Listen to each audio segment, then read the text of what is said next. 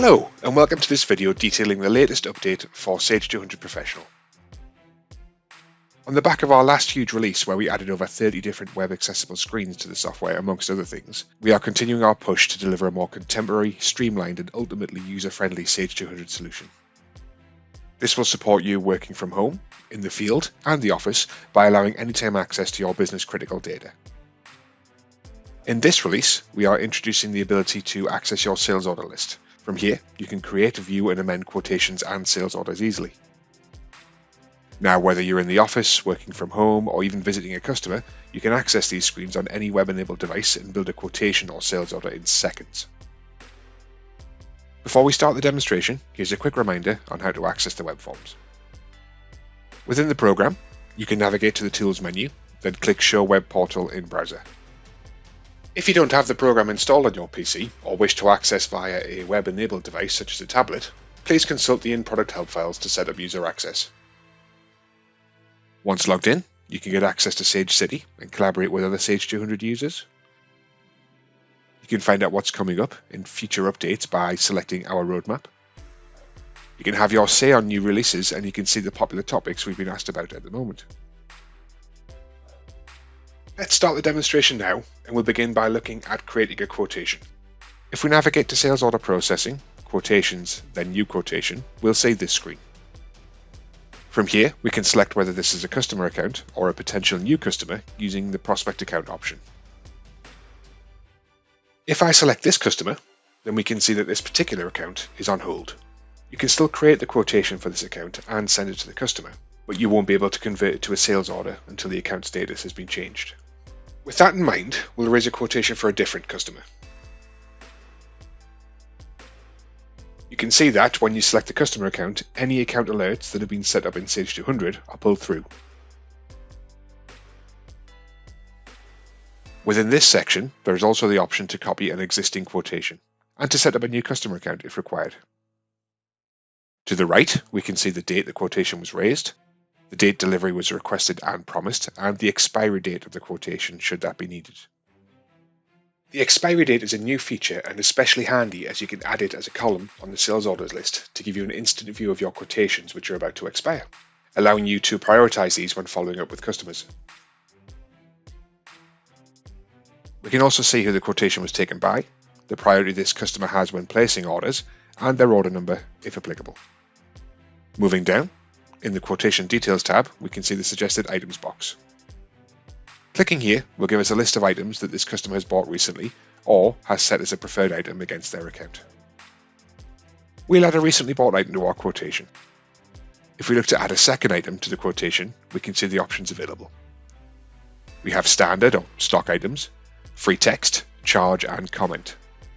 These are the same options that you will see in the installed version of Sage 200 Professional and work in exactly the same way. We'll just add a carriage charge for the delivery of our item here.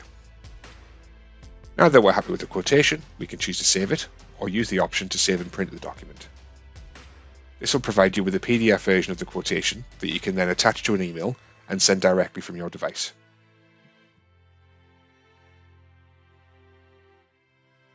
Now, in the ideal world, the quotation is accepted and then you can convert this to a sales order and eventually a sales invoice. However, in the real world, the sales process tends to be not so straightforward. Your potential customer may have a series of questions that they need answered before they're prepared to go ahead, or you may need to check in with them to see if they're ready to go. For any correspondence that you need to record regarding this quotation, you can use the Memo tab. Here, you can record any calls you've made to the customer, any questions that they've asked, or plans of action that you may have agreed. This way, before you contact the customer, you can open the quotation and see a complete history of the correspondence that's occurred previously, allowing you to present a position of knowledge on their situation. Another new feature we can see here is the option to set the quotation status. You can see whether the quote is live or lost, allowing you to report on the quotations you've lost out on and see where you can improve in the future.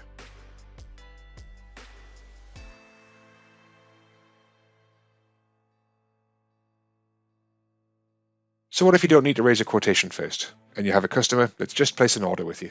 This is just as quick and easy. Navigate to the Sales Order Processing menu, then select Sales Orders, then New Sales Order. Here we'll see a screen that looks very similar to the new quotation screen. We've just seen how the suggested item button works, so let's just manually add an item this time. You'll notice that as soon as we add the item, the Alt and cross-cell columns become live. This is because this particular item has an alternative item and potential cross-sell items registered against it. So, if you don't have the ordered item in stock, you could suggest an alternative item that may be just as useful to your customer.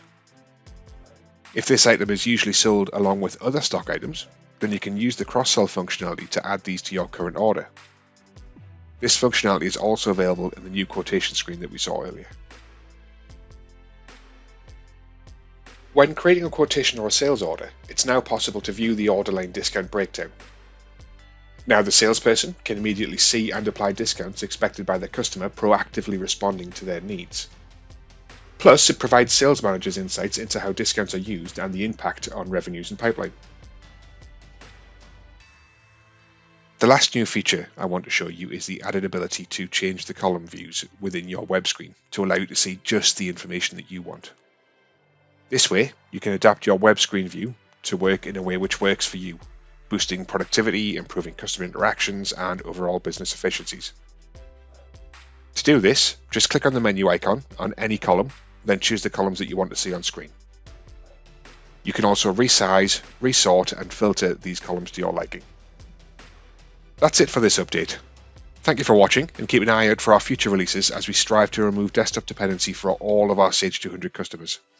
For more information on Sage 200 Professional, Standard, or Education, you can view our online help files here, or our knowledge base here.